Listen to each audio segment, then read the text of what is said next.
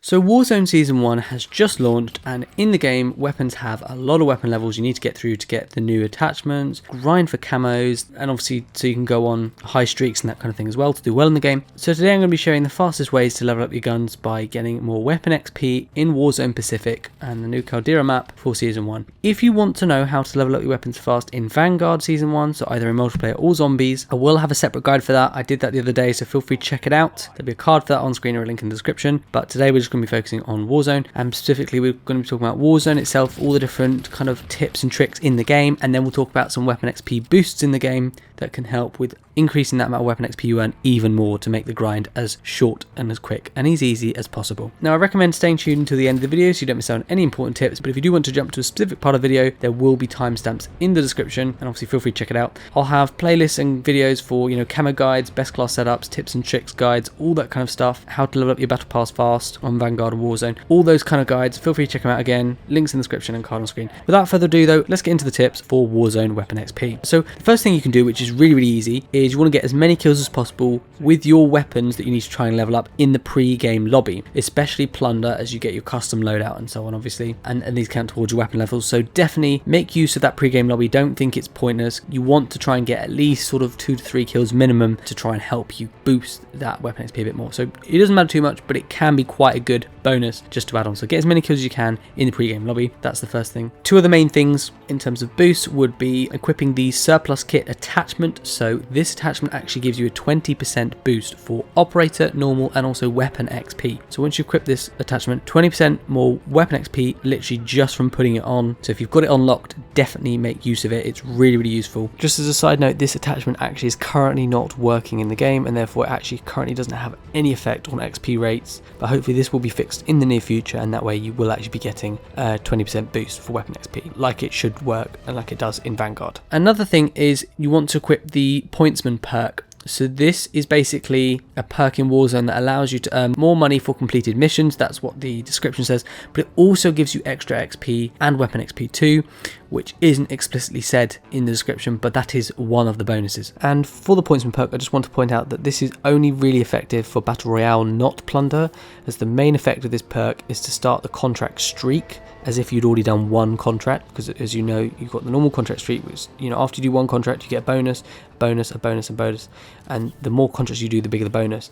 So basically, it will start you off as if you've done one contract and start you on that first bonus, which is a 40% bonus for your weapon XP. So i.e. you'll get 40% more just for doing a contract, and then it will go to a bigger bonus and so on. But because there aren't any contract streak bonuses in Plunder, only in Battle Royale, this perk is not useful for Plunder. So anyone telling you to use it in Plunder, because I know some guides have recommended that, ignore that. Only use it for Battle Royale or Vanguard Royale. Don't use it for the Plunder mode because it won't have any effect. And I recently learnt myself that actually the benefits for this perk do stack. So for example, if your 3 other teammates were running it too, you'd start with 120% weapon XP bonus, because obviously that'd be 40% times 3, just for having all the perks equipped without anything else. So if you're doing this in Battle Royale, everyone in your team had this perk equipped, you'd literally have 120% more weapon XP, i.e. more than double weapon XP, literally just for having a perk on. So that's really great, and that's what you want to aim for if you're playing in a team. Put on that perk, put on that attachment, those will help you get more weapon XP, and I'll explain how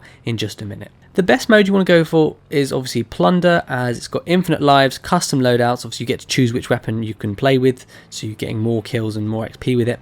And it also has no gas cloud or anything like that to worry about. It's literally just play it around the map as much as you can. But obviously this kind of strategy I'm going to talk about can work a lot of it in normal Battle Royale, either Vanguard or normal Battle Royale either, so it's up to you. It's just Plunder is probably best. I appreciate it might not always be around. I think they were saying that it will come and go, kind of like a limited time mode, so it won't be like it was in Verdansk where it was there all the time. So therefore, if it's not there, just go for Battle Royale or another kind of redeploying mode or anything that's fast paced like that. So don't freak out if it's not there. It's just if it is there, that's probably what you want to go for. One thing you do in either Battle Royale or in Plunder is you can drop into a high flow area like airfields, capital, peak, those kind of areas. They're similar to sort of like Superstore, Storage Town, those kind of high player areas, and you can get some kills as quickly as possible, and then maybe worth switching to completing contracts, that kind of thing, especially if you're playing Battle Royale. If you're playing normal plunder, I recommend obviously going for any kills you can see, but mainly just focusing on the contracts. Either's fine, but contracts are probably quite a bit better, I think, and I'll explain why. Then what you want to do is grab a helicopter or a fast vehicle, such as an ATV quad bike, and you want to go around the map and collect as many contracts as you can. Now, the best ones currently in the game are ones like Supply Run or Recon, Top Secret, Bounty or Big Bounty, and also Most Wanted is pretty good as well. So those are kind of the best ones. We're going to quickly cover the earn rate for each of the contracts, and then we'll talk about which ones are best, how to go about them, and the overall kind of strategy, and then we'll talk about some boosts. So for the Scavenger, Recon and Supply Run contracts, they all give you 500 weapon XP as a standard. But obviously, as I'm sure you can appreciate, some are faster to do than others. So if you've got a slower contract which offers 500 weapon XP compared to a faster one, you're obviously going to choose the faster one because you can get that same amount of weapon XP but just a bit faster. Then we've got the Most Wanted, Bounty, Big Game Bounty and Contraband. Obviously when that one's around, it's not around very much. All of those 4 contracts all offer 750 weapon XP. Now I don't understand why the Bounty and the Big Game Bounty offer the same amount of weapon XP. Maybe that is intended, or maybe it's not. If it's not, perhaps that'll be fixed soon, who knows. But that's currently, you get 750 weapon XP for all of them basically. So those are the really good ones to go for, but obviously they're a bit more risky, so you have to kind of bear that in mind in your match, whether it's worth going for, if there's any around, that kind of thing. And we'll talk about more about that in just a minute. So as a side note as well, the Big Game Bounty poached,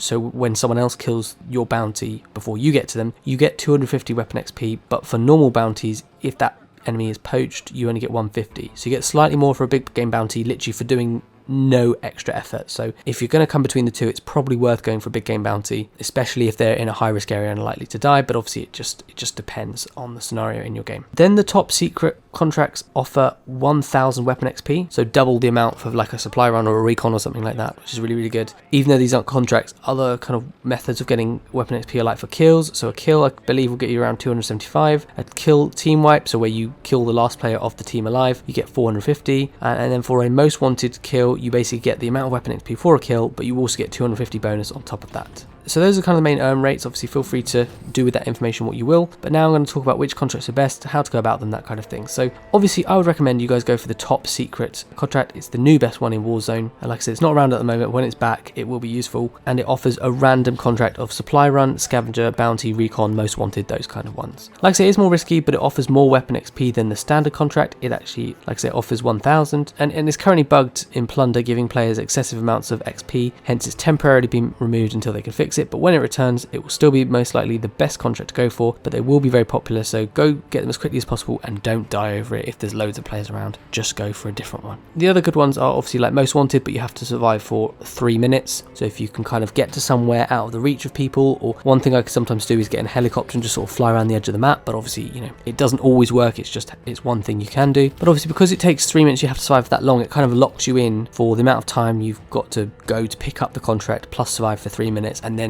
I suppose in that time you could start to go towards another contract, which can be useful. So if you can overlap it really well, that's good, so that as soon as the 3 minutes ends, you're already by the next contract, but obviously you might be at risk of dying. So if you can do that and overlap it really nicely, Most Wanted can be really good, and it's probably one of the best ones to go for if there aren't any Top Secret ones around. However, because it locks you in for a certain amount of time, some of the ones that offer you slightly less weapon XP you can get done faster. So for example, you're probably more likely to get 2 Supply Run contracts done in the same time you can get 1 Most Wanted contract done, unless you overlap it really well. Big Bounty contracts are new, so what you have to do is you have to go to one of the better players on the map and attempt to take them down. Like I say, you get 750 weapon XP for doing this, but obviously it's slightly more risky. They're a slightly better player. If you can use your equipment, use a good weapon, make sure you've got armor on, use any equipment, score streaks, or anything like that to kind of help you get the kill, or stun them, or throw lethals in there or anything, wherever they are. Just use whatever weapons you have to your advantage, try and take them down. And if you do it, obviously 750 weapon XP, nice and easy. If someone poaches them, you still get 250, which is really decent just for doing nothing. So it is definitely a decent contract to go for, but obviously it can be more risky. Sometimes it can take longer to go kill them, and obviously if you die and you're a solo player, it won't count. If you die and you're on a team, you'll have to keep going for them, but you know, the same thing might happen again. So it's more variable, and if you don't like that kind of risk, and if you're not very confident you can always go and take them down, that might not always be the best one for you.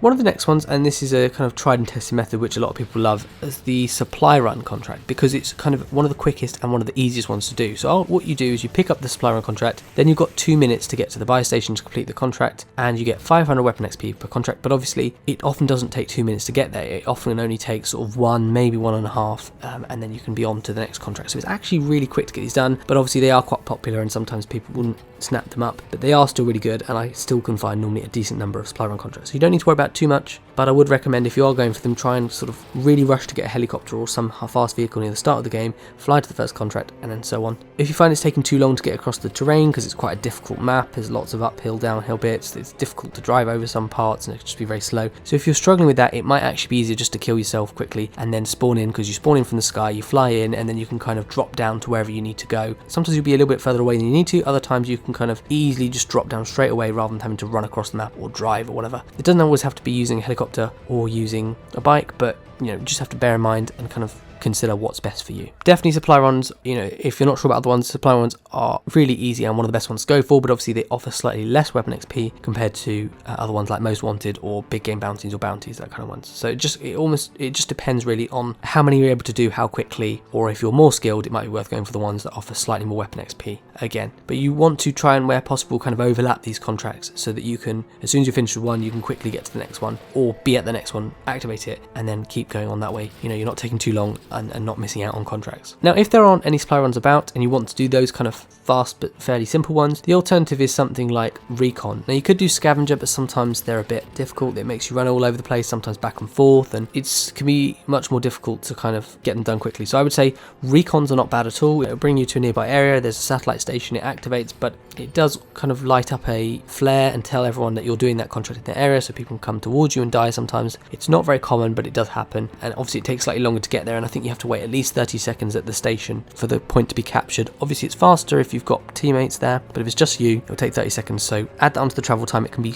slower than supply run contracts, unfortunately, whereas the supply run contract, you don't even have to get out the car, you can literally just drive up to the store and then just go straight to the next contract. So you've got to bear that in mind. Like I say, if there aren't supply runs about, they're okay, but they're not the best, so kind of I would leave it to one of the last contracts to do if you can't do the other ones. But just note, obviously in Battle Royale, this contract completing it will show you where the next circle will be, so it's useful for that, but if you're playing Plunder, it's sort of a bonus that you don't get, so you've got to kind of weigh this up. It's one of the least useful contracts, I would say, but it still is okay if you want to do them fast and you get them done quickly. It still can be quite good. I think a big thing which a lot of people kind of overlook is that the overtime part of Plunder, if you're playing Plunder, overtime is about the last 3 minutes or so of the game. It's basically when someone hits $1 million.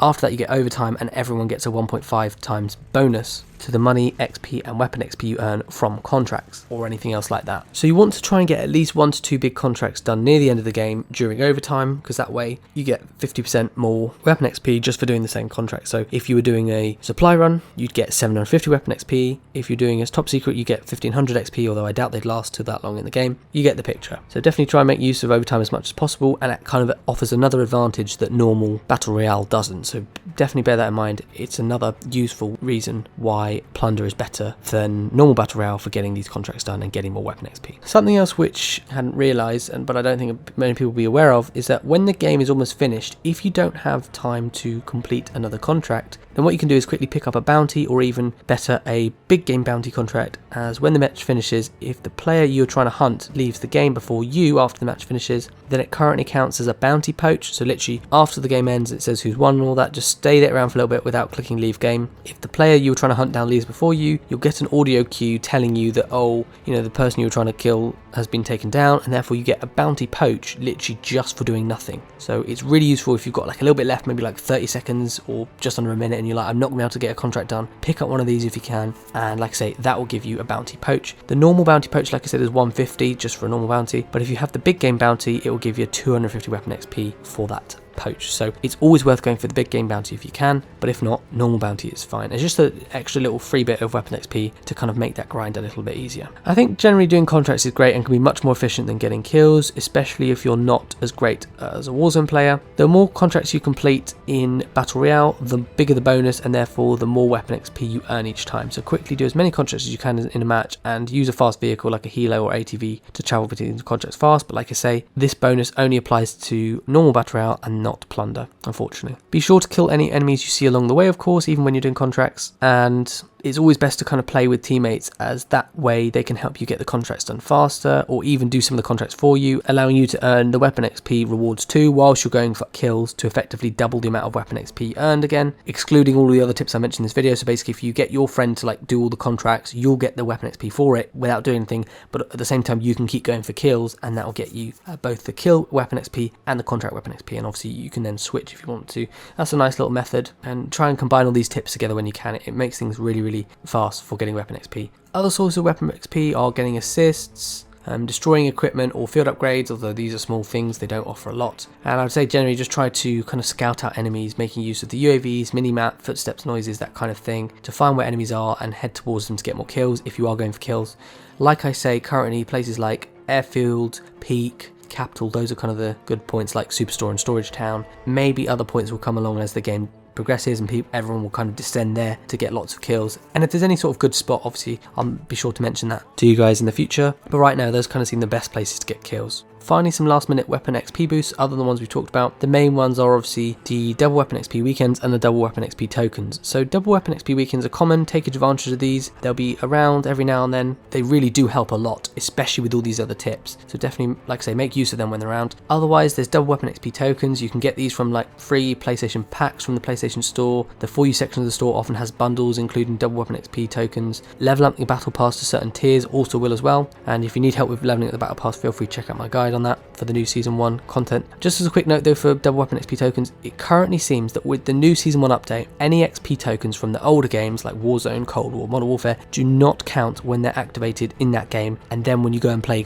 Vanguard like they did before. So you can't just go to an older game, activate that token and use it in Vanguard. It doesn't seem to work anymore, and you can only use those Vanguard specific XP tokens for Vanguard. Therefore, I recommend trying to only use the ones from older games if you have those saved over for Warzone. So like ones that you had in Warzone, Cold War or Modern Warfare, those ones can be used in Warzone still, and that's fine, but you can't take them over to Vanguard. It seems they've become wise to that and they've stopped us from doing that, which is really frustrating because, you know, an XP token is an XP token. It's stupid, but yeah, apparently they've kind of figured that one out and realized we've all been kind of exploiting that for a while, so unfortunately you can't use that anymore, and therefore I'd really recommend saving your Vanguard tokens just for Vanguard if you do play that game. If you don't, then obviously just use all the tokens you've got. It doesn't really matter. One final thing I'd like to quickly say is that don't forget, every now and then, normally at least once a month or, you know, a few times a season, they'll have these free-to-play Vanguard weekends, which normally come, like I say, at least once per season. And these free-to-play weekends allow you to try multiplayer and zombies, so you can play some high XP game modes in multiplayer, or you can even play zombies. So in multiplayer, it'd be mainly ones like Shipment, Das House, those kind of really good high XP game modes. So if that is about and you just play Warzone, you're free-to-play player, definitely make use of those free-to-play weekends to try Vanguard out, level up the weapons as much as you can in Vanguard multiplayer, and then when it's finished, you can kind of make use of those leveled up weapons in Warzone. So that's definitely a big thing as well, which a lot of people often forget about. But I'd say overall, these are the fastest ways to level up your guns currently in Warzone. But just remember that